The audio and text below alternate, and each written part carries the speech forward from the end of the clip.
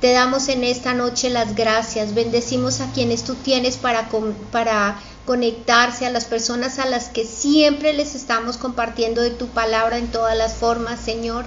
Glorifícate, que se enamoren cada día más de ti. Hoy te pedimos tu protección, tu guía y la revelación de tu palabra. Sin ella, Padre, ¿para qué la vida? Háblanos en esta noche, instrúyenos, Señor, y fortalécenos para los tiempos que vienen. Aquí están tus vasijas de barro, Señor, esperando que tú nos llenes. Te lo pedimos humildemente en el nombre de nuestro Señor Jesucristo. Amén. Amén. Hace 27 años el Señor nos dio una profecía, palabra, promesa, como quiera mirarse, con respecto a que así fuera una iglesia pequeña, la que tuviéramos debiera ser pura. En los últimos años nos hemos venido a dar cuenta con mi esposa que era precisamente la descripción del ministerio nuestro, ministerio pequeño, no reconocido en muchas ocasiones, pero con el propósito siempre de estar hablando de la santidad del Señor y la que Él requiere para su pueblo. Tema que no es muy popular, que no agrada mucho cuando el corazón quiere ser cómodo. Ayer vimos en Apocalipsis 21:7 lo que era el vencedor que va a heredar todas las cosas y que se va a hacer llamar Hijo de Dios. Hoy tenemos un versículo un poco duro, porque es la descripción de muchos pecados, que está en el versículo 8. Pero ese tema nos va a servir para extendernos un poco, y se los planteo desde el principio. Primero, comprendiendo un poco más lo que es la pecaminosidad del ser humano, en este caso del creyente, pero finalizando este tema con el remedio, que es vivir la vida en Cristo, explicándola y para entenderla una vez más. Volvemos a leer versículos 7 y 8 de Apocalipsis 21. El que salga vencedor heredará todas las cosas, y yo seré su Dios y él será mi hijo. Hay un contraste porque inmediatamente el Señor contrapone a los que van a heredar, a los que son sus hijos, aquellos que no lo van a ser, no van a ser hijos de Dios, no van a heredar ninguna de las promesas del Señor. Pero los cobardes, los incrédulos, los abominables, los homicidas, los que incurren en inmoralidad sexual, en Reina Valera del 60 dice, los fornicarios, continúa con los hechiceros, los idólatras y todos los mentirosos, tendrán su parte en el lago que arde con fuego y azufre, que es la muerte segunda. Miren el contraste que hace la palabra de Dios, hablando de lo que es la realidad espiritual. En el versículo 7 nos está hablando de la herencia y de la filiación, mejor, del creyente como hijo de Dios. Pero en el versículo 8 nos muestra el opuesto, aquellos que no quisieron tomar la decisión correcta, sino caminar según sus propios apetitos.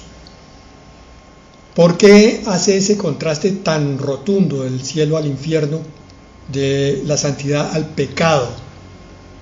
Porque hay una falta de conciencia a todo nivel, salvo en unos pocos, de lo que es la pecaminosidad del ser humano. Y estos pecados que están descritos en el versículo 8, hoy en día muchos de ellos son aceptados como normales. Los incrédulos, los que hacen abominaciones, los que matan gente, los abortistas, están ahí incluidos, los que incurren en toda clase de inmoralidad sexual.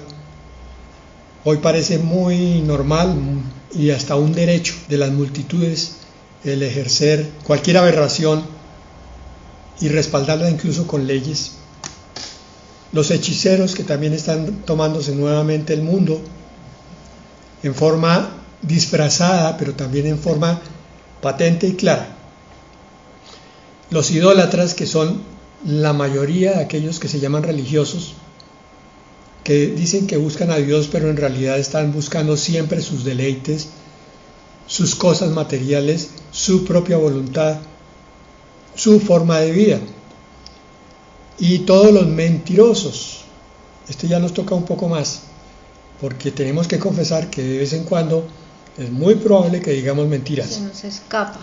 Sin embargo, esta palabra está para el mundo, pero hay que tomarla como corresponde, porque en la iglesia del Señor hay una profecía que también se está cumpliendo al pie de la letra desde hace 2000 años con respecto al carácter de los hombres en los últimos tiempos.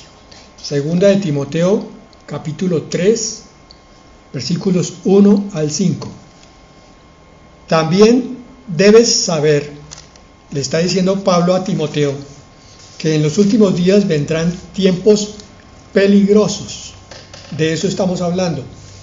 5 minutos antes de empezar esta reunión me llegó un WhatsApp donde me informaban que un pastor está predicando de una forma bastante particular porque está pidiendo dinero, cada vez más dinero, para acelerar la venida del Señor Jesucristo. ¿Habráse visto semejante engaño, semejante maldad de parte de un autonombrado ministro de Dios? ¡Qué blasfemia! Porque es que ni siquiera es engaño, es blasfemia. Está diciendo que Jesucristo va a venir cuando haya suficiente dinero en una iglesia. O sea, si le damos plata, como el gobierno hace. Obviamente que es el engaño, pero digo yo que es más la blasfemia que cualquier otra cosa.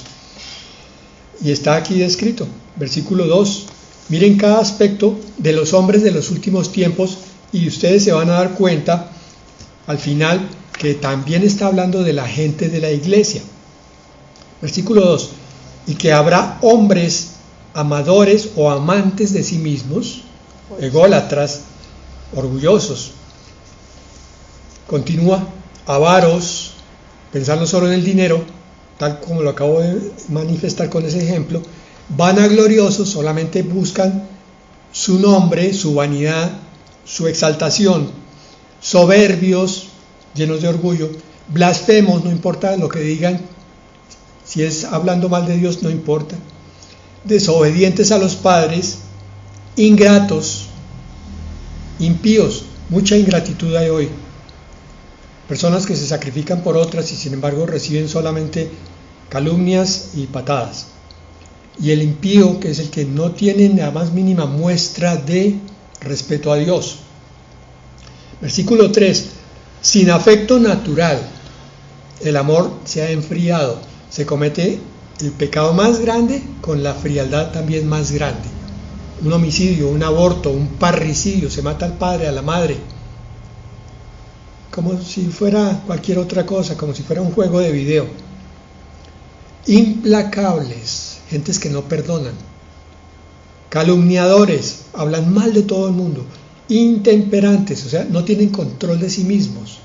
Lo que dicen es porque así lo sienten y así mismo se comportan sin ningún autodominio. Crueles, aborrecedores de lo bueno. Es por eso que prosperan hoy tantas prédicas que tienen que ver con la vida ligera y amable del cristiano, cosa que no existe en la palabra de Dios, porque aborrecen la santidad. Versículo 4, traidores, después de que se les ha dado mucha bendición, clavan un puñal por la espalda, impetuosos, envanecidos, que amarán los deleites más que a Dios. Esta última parte define mucho de lo que es la mentalidad de la iglesia cristiana de hoy.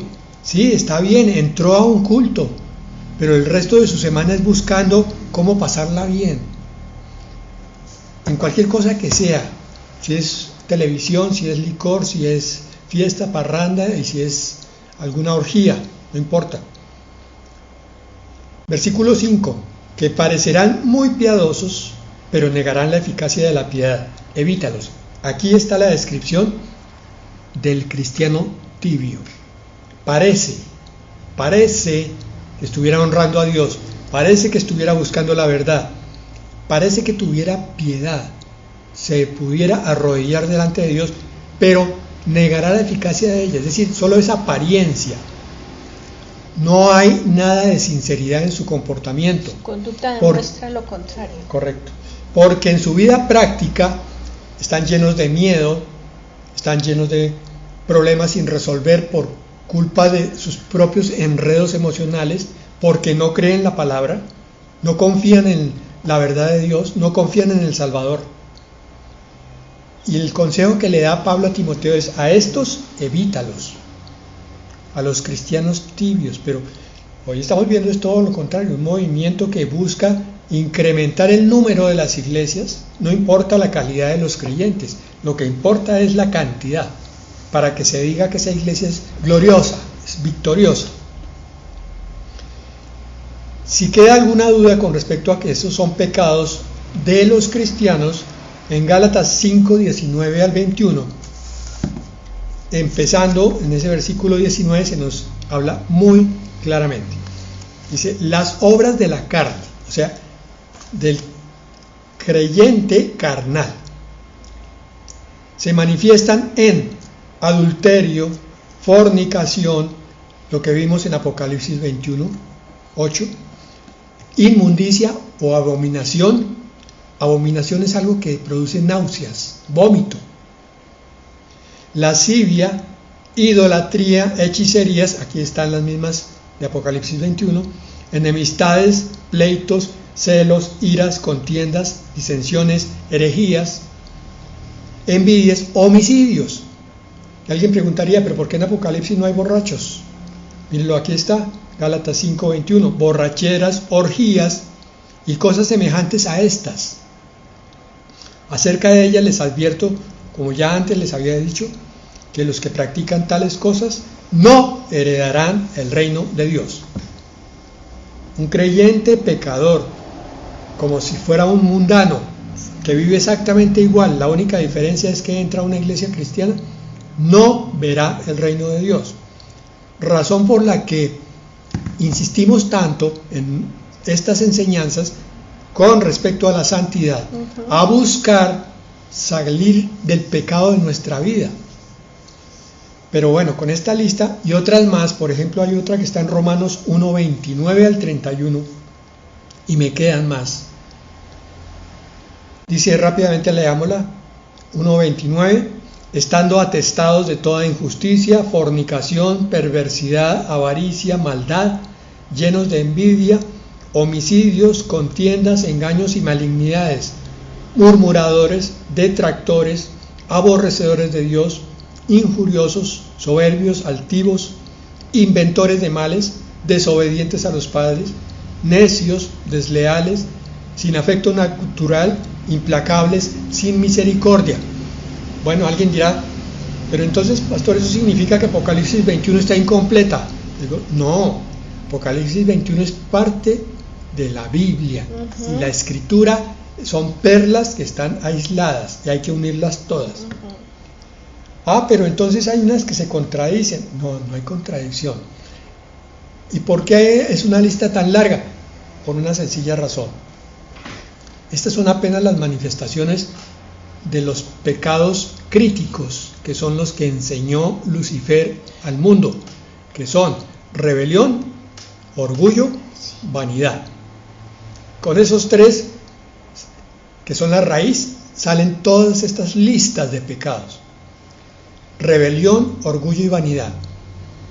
Cuando nos metemos en ese pecado original, si lo llamamos así, si queremos, empezamos a descubrir que nosotros como cristianos tenemos que vivir vigilantes de esa amenaza constante de la rebelión que hay en nosotros.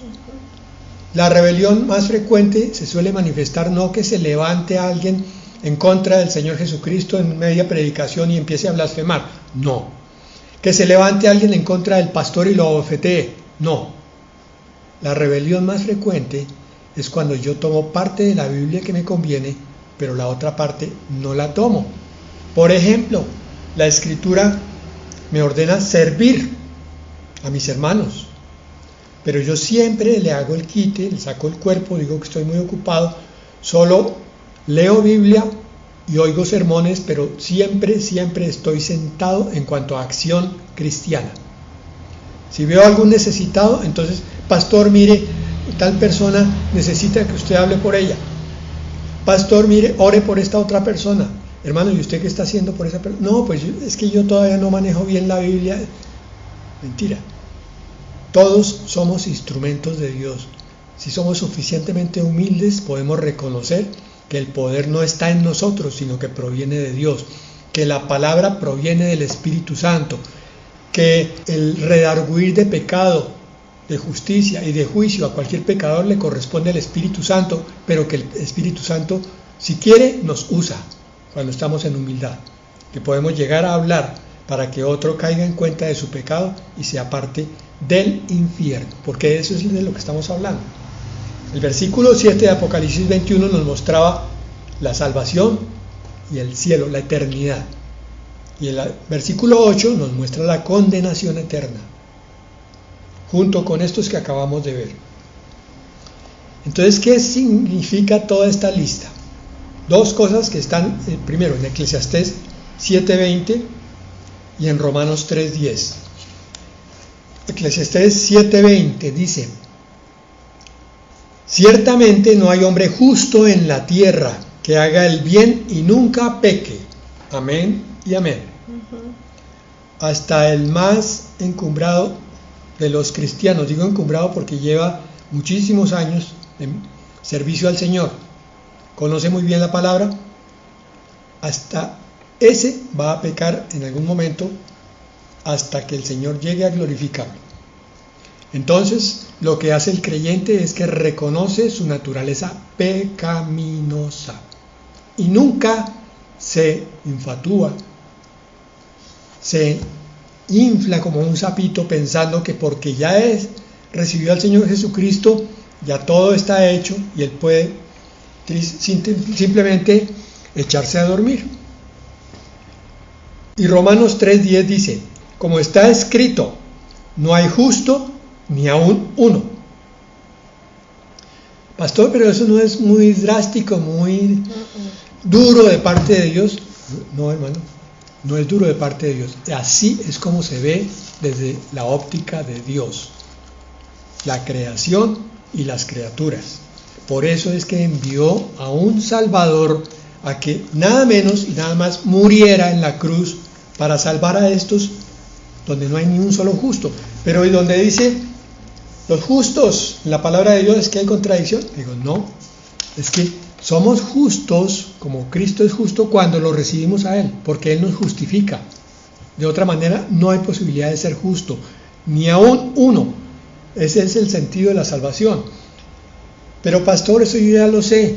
Ok, hermano, si ya lo sabes muy bien, te felicito, pero no lo olvides, porque cuando uno olvida esta verdad es cuando empieza a enfriarse, cuando empieza a pensar que el Salvador ya no tiene mucho que hacer con uno, porque uno ya se sabe la Biblia al derecho y al revés. Dijimos que primero hacíamos el examen, o sea, la autopsia del cadáver, putrefacto, y ahora vamos a ver cuál es el remedio que lo va a resucitar.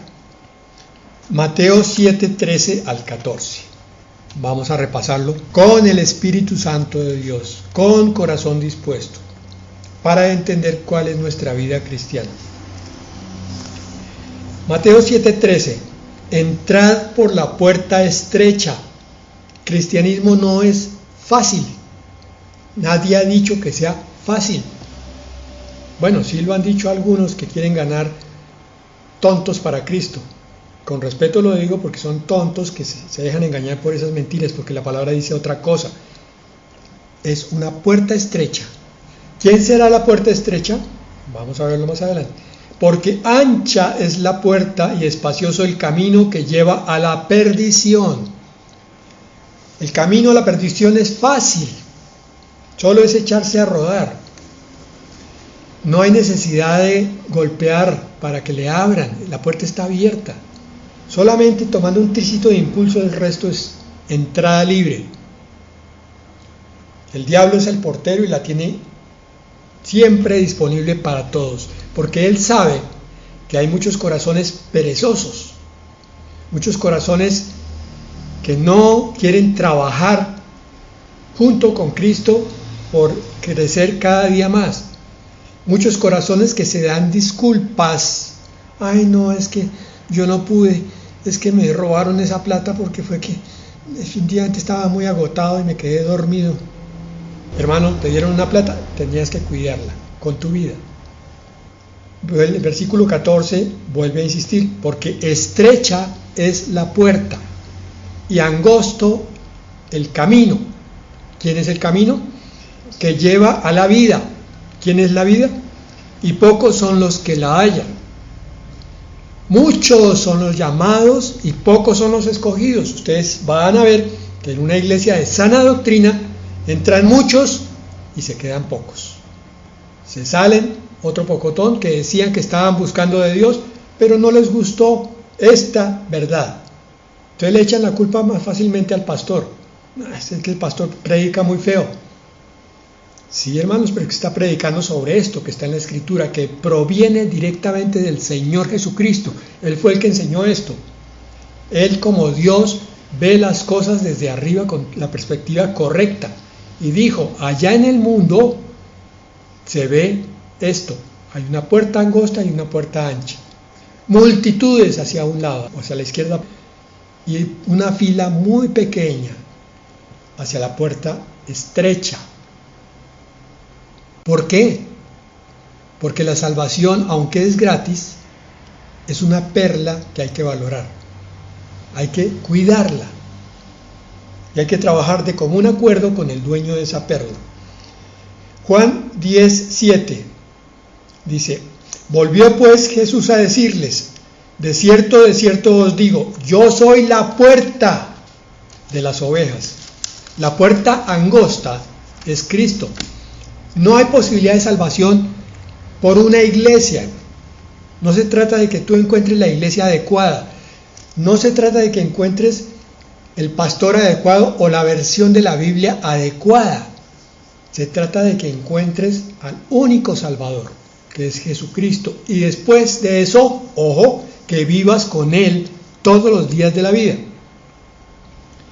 En el versículo 9 de Juan 10 dice, yo soy la puerta. Vuelve y lo dice, el que por mí entrare será salvo, y entrará y saldrá y hallará pastos. ¿Cómo entiendo esto? Hermano, que tu vida cotidiana, tu vida de cada día tiene que ser con Cristo. Tienes que meterte dentro de Él. Uno tiene que entrar por la puerta para poder pasar al otro lado. Meterte dentro de Cristo. No se trata solamente de leer Biblia. No se trata solamente de oír a buenos predicadores. No se trata de decir, ay, ya soy salvo porque un día yo recibí a Cristo. Se trata de entrar todos los días para encontrar pastos, o sea, alimento espiritual, porque la puerta es espiritual. El alimento espiritual que sostiene la oveja.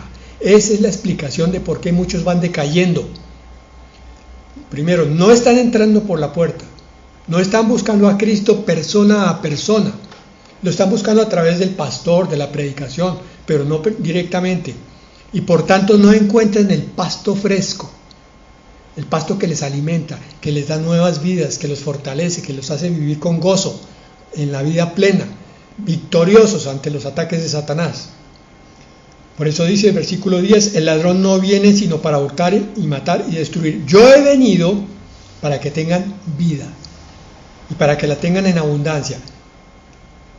Dicho de esta manera, tu vida victoriosa, tu vida gozosa,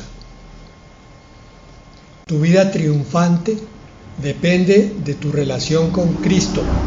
No depende de los muchos estudios o seminarios que hayas hecho, de las muchas veces que hayas leído la Escritura. Depende directamente de la relación con Cristo. La palabra es necesaria, los cursos son necesarios, pero es Cristo el indispensable. Tu relación tiene que ser personal con Él. No es la iglesia, hermanos, otra vez. Es que ese es el error de hoy. ¿Usted en qué iglesia se congrega? Ay, hermano, la mejor de la ciudad, la del pastor más reconocido aquí. Hermano, ¿y usted tiene relación con Cristo? ¿Cómo? ¿Qué es lo que me quiere hacer entender? No entiendo. La vida proviene de Cristo, la vida espiritual, la vida de altura, la vida de entendimiento, la vida de discernimiento. Juan 14:6, aquí está otra vez. Jesús le dijo: yo soy el camino, la verdad y la vida. El camino estrecho o angosto. Y la verdad y la vida. Nadie viene al Padre sino por mí. Juan 17:17. El Señor dijo: yo soy el camino, ¿cierto? Pero también dijo: yo soy la verdad. Juan 17:17 dice: santifícalos en tu verdad, tu palabra es verdad. Pero, pastor, se me está enredando la cabeza. Hermano, le estoy hablando a tu espíritu, no a tu cabeza. Estoy diciéndote que Cristo es todo esto. Es el camino, es la puerta, es la verdad, es la vida. Y es la verdad porque es la palabra. Tu palabra es verdad. Cristo es el logos, Cristo es el verbo, es la palabra. Cuando tú tienes una buena relación con Cristo, se ilumina tu lectura de la Escritura. Cuando tu relación con Cristo es mala, al primer versículo ya estás navegando por el planeta Saturno, estás perdido, ya no entiendes nada y estás bostezando. Porque la palabra es para tener relación con el dueño de la palabra. No hay otra forma. Juan 11:25, le dijo Jesús: yo soy la resurrección y la vida. El que cree en mí, aunque esté muerto, vivirá. Esto pasó aquel día en que recibimos a Cristo. Estábamos muertos en nuestros delitos y pecados y el Señor nos dio vida eterna. Pero esto ocurre cada día de tu vida cuando tú vas a Él y le dices: Señor, resucita esa parte mía que está como muerta. Estoy teniendo pereza, Señor, de leer la palabra. Estoy teniendo dificultad para tener comunión contigo. Siento que está muriendo esa parte. Resucítala, Señor. Tú eres la vida. Te busco a ti. Y el último versículo, Juan 6:54 y 56. Bueno, pastor, pero todavía no he entendido cómo es que hay que hacer para andar con Cristo. ¿Se trata de andar solamente hombro con hombro, al lado? Sí, también. ¿Se trata de creer con Él, en Él? Sí, también. ¿Se trata de leer la Escritura? Sí, también. Pero estamos hablando de una relación que va mucho más allá de lo que tu mente pueda entender. Esto va directo al espíritu. Es tu espíritu el que tiene que comprender esta palabra que vamos a mirar. El que come mi carne y bebe mi sangre tiene vida eterna, y yo le resucitaré en el día postrero. Y en el 56, el que come mi carne y bebe mi sangre, en mí permanece y yo en él. Bueno, estos dos versículos de Juan 6 están apuntando a dos cosas primordialmente, o a tres para ser exactos. El primer punto es la salvación. Aquí el Señor le estaba enseñando a los discípulos que cuando Él derramara su sangre porque su carne iba a ser rasgada, aquellos que creyeran que a través de ese sacrificio expiatorio iban a ser salvos, tendrían vida eterna. Primer punto. Segundo punto, está hablando de la eternidad. Para llegar a la eternidad se necesita tener una relación continua, de tal manera que uno esté comiendo la carne y bebiendo la sangre de Cristo continuamente. Y ahora vamos a explicar lo que eso significa. Y el tercer punto, que es el cotidiano, fíjate, la salvación, la eternidad y la vida cristiana de cada día, consiste en que tú miras qué es la carne de Cristo. La carne de Cristo es la porción del Dios hombre que murió aquí por ti, pero que con esa carne vivió aquí en este mundo para hacer obras de justicia, para enseñarnos, para agradar a Dios y para mostrarse como ejemplo. Por tanto, cuando yo entiendo cómo es que debo mirar a Cristo como mi modelo, y cada vez que voy y lo miro, como sus obras, las obras de su carne, cómo Él oraba con el Padre, cómo Él oraba por los demás en la oración intercesora, como él, a pesar de que iba a morir pocas horas después, seguía enseñando, seguía sirviendo, seguía ministrando a los que estaban necesitados, ayudándolos. Entonces yo miro a Cristo y digo, ya entiendo lo que tengo que hacer con este problema, con esta situación, con esta persona. Voy a vivir aquí como Cristo viviría en mí. Estoy comiendo sus obras, comiendo su carne a través de mi lectura de los evangelios y de toda la escritura en general. Y beber su sangre es entender que en la sangre está la vida, como dice el Antiguo Testamento. Lo que estoy bebiendo es la vida de Cristo, permaneciendo unido a la vid verdadera, no apartándome por nada. Explíqueme eso, pastor, ¿cómo así? Tengo que vivir como una estampilla. No, hermano. Significa que cuando tú, si eres un joven, te pegas a los videojuegos y estás pegado a un computador 3 horas, estás perdiendo vida espiritual ahí. Sí, estás ganando vida de adrenalina y de emociones, pero estás perdiendo. Y vidas en el juego. Sí. Y vidas en el juego también de pronto, sí, si eres un buen jugador. Pero estás perdiendo altura espiritual. Cuando tú terminas de jugar esas 3 horas, te das cuenta que no te interesa mucho la palabra, que no te interesa entender las cosas profundas de Cristo, porque no bebiste la vida del Señor, sino la vida del mundo. Ahora, cuando vas a la Escritura con el propósito de crecer espiritualmente, Señor, tengo esta dificultad, quiero entenderla, quiero manejarla espiritualmente. Muéstrame en tu palabra, Señor. Voy a leer con el Espíritu Santo, me voy a meter dentro de la Escritura. Sí, aquí está diciendo que tengo que comer tu carne y beber tu sangre. Ahora, Espíritu Santo, muéstrame lo que eso significa. ¿Cómo tengo que vivir conforme a eso?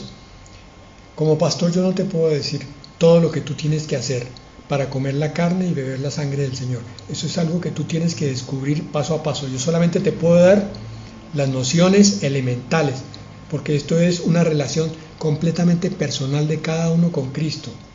Algunos desayunarán con la carne y la sangre de Jesucristo, otros comerán. El horario les cambia. Algunos tendrán banquetes abundantísimos continuamente, otros solamente un banquete grande de vez en cuando y muchos pequeños. Cada cual desarrolla su relación con el Señor. Pero lo que sí estoy diciendo es que la vida cristiana nunca es como la vida de los católicos que entran a la iglesia y oyen a un señor hablando, o la de los testigos de Jehová o los mormones que van a la capilla y oyen exactamente igual una charla. Y salen y no pasa nada. Aquí es una relación continua, en lo posible 24 horas al día. Por eso dice, en mí permanece y yo en él. Y esto nos recuerda a Juan 15, donde nos dice, yo soy la vid verdadera. El que permanece en mí, ese llevará mucho fruto. Es decir, tendrá una vida espiritual rica y abundante. Pero el que se aleja de mí, se seca. Y después lo echan al fuego. No se refiere necesariamente al infierno, sino al fuego de la prueba. Pero esa prueba lo quema. Perdió la espiritualidad durante la prueba, perdió su paciencia, perdió su fe, perdió su persistencia y se terminó apartando cada vez más. Hermanos, entonces la invitación está en Apocalipsis 21. El Señor nos espera en la eternidad. Amén. Pero esto es con una batalla de cada día. Gracias a Dios, Él proveyó para nosotros su Salvador y su Santificador, al Señor Jesucristo y al Espíritu Santo. Así que la pelea realmente es dura en la mente, pero en el Espíritu es victoria asegurada. Vamos a orar. Bendito Señor, tú eres la puerta. ¿Por qué nos cuesta tanto entender, Señor? Tú eres la puerta de todas las bendiciones, de nuestra paz interior, Amén. del anhelo de nuestro corazón, de las tribulaciones, del terror nocturno, Amén. de esas pesadillas, de ese despertarse a la madrugada con terror, con incertidumbre, sin saber qué hacer.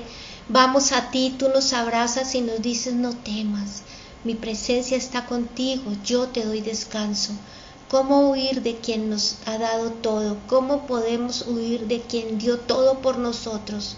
Señor, en esta noche, danos eso espiritual, ese denuedo, ese carácter espiritual para tomar hoy la decisión. Amén, Señor. De ya nunca más apartarnos de ti, Padre, porque tú nos has mostrado que cuando uno le habla a una persona carnal, todo lo que es de Dios le parece aburrido, pesado y hasta ridículo. Así es. Pero si nosotros estamos en ti, vivimos para ti, hablamos contigo, nos deleitamos con tu palabra, oímos tu alabanza, te adoramos a ti, es un deleite, es un goce y es una paz que sobrepasa todo entendimiento, es una paz duradera, esa que el mundo no nos da.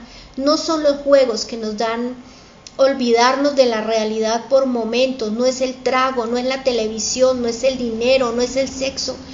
Esos son mentiras del diablo, Señor. Lo único que nos da plenitud y saciedad por completo es estar contigo. Cuán delicioso eres tú, Señor. ¿Y a dónde huiremos, Señor? No tenemos más a dónde ir. A tus brazos, a tu delicia, Padre. Danos hoy ese entendimiento para poder correr a tus brazos, abrazarte y ya no querernos apartar de ti. Te lo pedimos, Padre eterno. Queremos honrar tu santo nombre, honrar el nombre y la memoria de aquellos que un día nos compartieron de ti, Señor, que se gastaron para hablar de ti, que no menospreciemos la enseñanza y el testimonio de aquellos que un día nos enseñaron de ti. Te lo pedimos, Señor, humildemente. Tómanos para ti y no nos sueltes. Ayúdanos de nosotros mismos. Quita la pereza, Te lo pedimos, Padre. Sí, quita la pereza, el egoísmo, esa modorra espiritual, sí, ese no quererse levantar, Padre, cuando hay un mundo impresionantemente hermoso delante de nuestros ojos contigo, Señor. Amén. Te pedimos que hoy nos quites las escamas de los ojos y nos permitas ver hacia dónde vamos, a esa gloria eterna, Señor, contigo. Bendecimos este momento, gracias por tu palabra y gracias que nos permites hablar de ti a este hermoso grupo y a todos los que escuchan estas grabaciones. Gracias, Señor Jesucristo. Amén y amén. Amén.